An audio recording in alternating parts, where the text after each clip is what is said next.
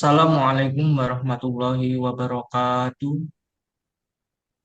Yang terhormat Waalaikumsalam. Ibu Salsa sebagai dosen pengampu pendidikan agama Islam, izinkan di sini kami akan mempresentasikan hasil diskusi kerja kelompok kami yang mana untuk memenuhi tugas kelompok pendidikan agama Islam.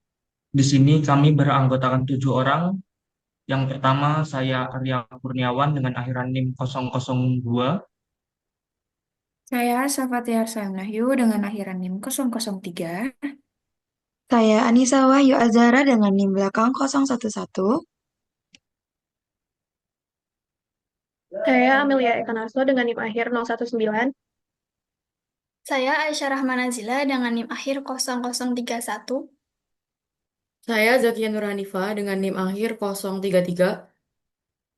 Saya Salma Lisa dengan NIM akhir 0038. Di sini kami akan membawakan tema Pondok Pesantren sebagai Miniatur Masyarakat Muslim di Indonesia. Kita masuk bagian pertama yaitu ada pendahuluan. Miniatur masyarakat Muslim Indonesia menggambarkan keberagaman dan kekayaan budaya Islam yang hidup dan berkembang di tengah masyarakat Indonesia. Salah satu representasi penting miniatur ini adalah pondok pesantren yang berperan sebagai pusat pendidikan dan pembinaan nilai-nilai Islam secara mendalam seperti tauhid, fikih, dan tasawuf. Next. Selanjutnya adalah pengertian pondok pesantren. Pesantren secara etimologi berasal dari kata santri yang mendapat awalan pe dan akhiran an, sehingga menjadi pesantrian, yang bermakna kata sastri yang artinya murid. Pondok pesantren adalah tempat pendidikan yang menyelenggarakan kegiatan pembelajaran agama Islam bagi santri, yang diasuh oleh kiai yang tinggal atau mukim bersama-sama dalam satu lokasi. Sedangkan Sisi Berji berpendapat bahwa istilah pesantren berasal dari kata sastri yang dalam bahasa India berarti yang tahu buku-buku suci agama Hindu atau seorang sarjana ahli kitab-kitab suci agama Hindu. Selanjutnya yaitu pengertian masyarakat Muslim. Masyarakat Muslim merupakan masyarakat yang rabbani, insani, akhlaki, dan masyarakat yang seimbang atau tawazun. Umat Islam dituntut untuk mendirikan masyarakat yang seperti itu, agar mereka dapat memperkuat kehidupan mereka. Asas pertama kali yang tegak dalam sebuah masyarakat adalah akidah.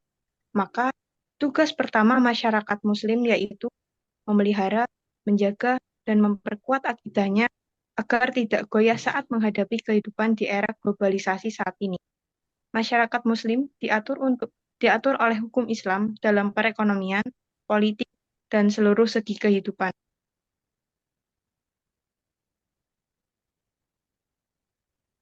Selanjutnya yaitu ciri-ciri masyarakat Muslim.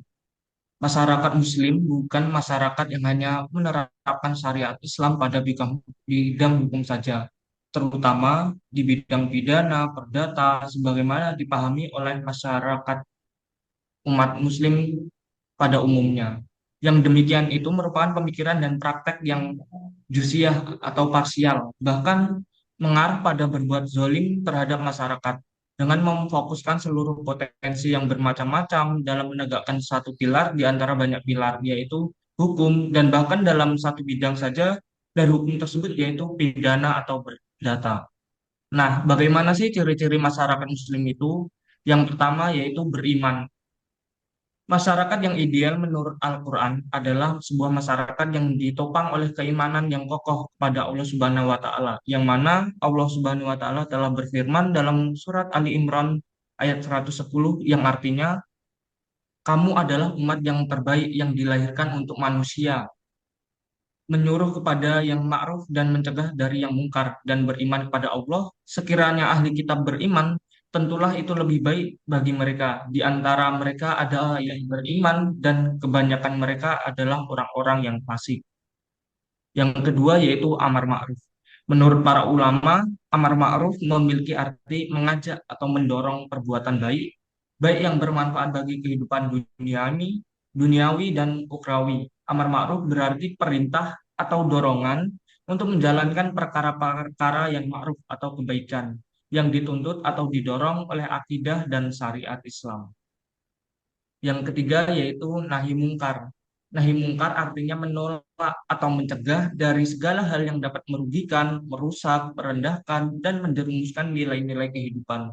Yang dinamakan dengan mungkar menurut timbangan syariat Islam adalah setiap iktikad atau keyakinan atau perbuatan, ucapan atau qaul yang diingkari oleh syari yang maha bijaksana dan harus dijauhi. Next. Oke, yang selanjutnya adalah karakteristik pondok pesantren. Seperti yang dijelaskan oleh Aisyah tadi bahwa di pondok pesantren itu memiliki seorang pemimpin yang umumnya akan dipanggil dengan sebutan kiai. Jadi itu kiai ini seperti pemimpin utama dalam sebuah pesantren yang akan didampingin oleh ustadz dan ustazah. Yang kedua, di pesantren itu pasti memiliki asrama, di mana asrama akan digunakan sebagai tempat tinggal para murid atau sering disebut sebagai santri. Yang ketiga, pada pesantren selalu didapati bangunan masjid di dalam pesantren. Nah, biasanya masjid ini tuh digunakan sebagai tempat belajar yang utama gitu. Jadi kalau anak santri-santri ini belajar, biasanya belajar di masjid, entah membaca Al-Quran dan lain sebagainya. Yang keempat adalah materi utama yang akan dibawakan dalam pembelajaran itu diutamakan dalam bidang fikih, tauhid, tasawuf, juga ada pembelajaran Al-Quran dan kitab-kitab kuning atau yang kitab klasik itu. Dan juga ada beberapa ilmu keislaman yang lainnya. Dan yang terakhir, biasanya di pesantren itu kayak ada yang satu pesantren emang khusus cowok, ada satu pesantren yang emang khusus cewek, tapi ada pesantren di mana dalam satu pesantren itu ada dua asrama, yaitu asrama perempuan dan laki-laki. Tetapi biasanya dua asrama ini akan dipisah dengan jarak yang lumayan jauh, mungkin dipisahkan dengan aula, dengan dapur, dan lain sebagainya. Next. Selanjutnya adalah peran dari pondok pesantren di Indonesia. Yang pertama adalah lembaga pendidikan Islam tradisional. Jadi, pondok pesantren itu merupakan lembaga pendidikan Islam tradisional di mana para santri tinggal dan belajar di bawah bimbingan kiai. Nah, fokus utamanya adalah pada pembelajaran ilmu-ilmu agama seperti tauhid, fikih, tasawuf, dan hadis. Yang kedua, ada miniatur masyarakat Muslim. Jadi pesantren ini harus mencerminkan kehidupan masyarakat Muslim yang harmonis dan mengajarkan santri untuk menerima perbedaan dan harus hidup berdampingan. Yang ketiga, benteng moral dan etika, yaitu membentuk karakter santri dengan menanamkan nilai-nilai moral seperti kejujuran, tanggung jawab, dan toleransi. Nah, pondok pesantren juga berperan dalam membangun moral bangsa melalui pendidikan karakter dan pengembangan pribadi. Yang keempat, ada pusat dakwah dan penyebaran Islam. Jadi, pondok pesantren ini menjadi pusat dakwah Islam yang menekankan nilai-nilai toleransi, kedamaian, dan keadilan, dan mendidik santri untuk menjadi kader ulama dan mubalik yang berjiwa ikhlas dan tangguh. Dan yang terakhir, ada pelestari budaya dan tradisi Islam Nusantara. Pondok pesantren ini berperan dalam menjaga dan menyebarkan tradisi Islam yang khas di Indonesia, seperti pembacaan kitab kuning dan tradisi tahlilan.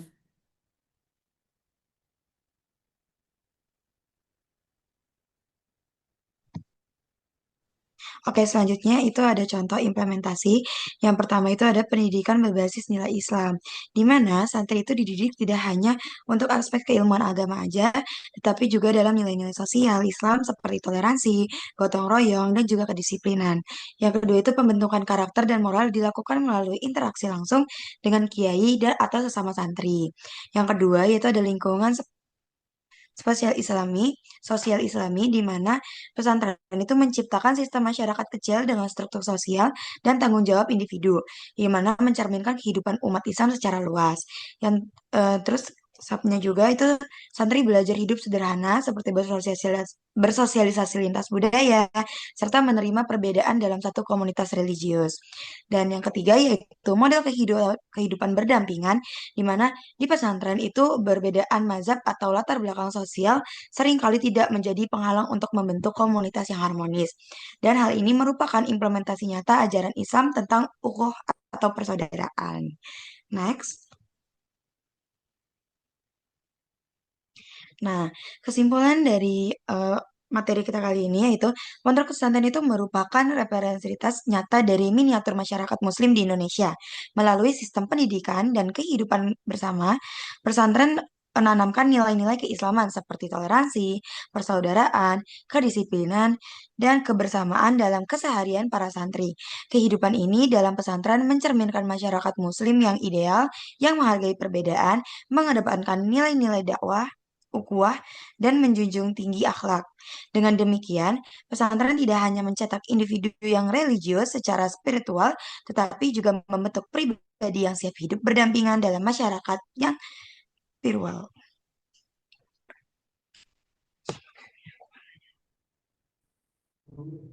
Sekian presentasi dari kelompok kami. Semoga ilmu yang kami sampaikan bermanfaat. Kami akhiri. Wassalamualaikum warahmatullahi wabarakatuh. Waalaikumsalam warahmatullahi wabarakatuh.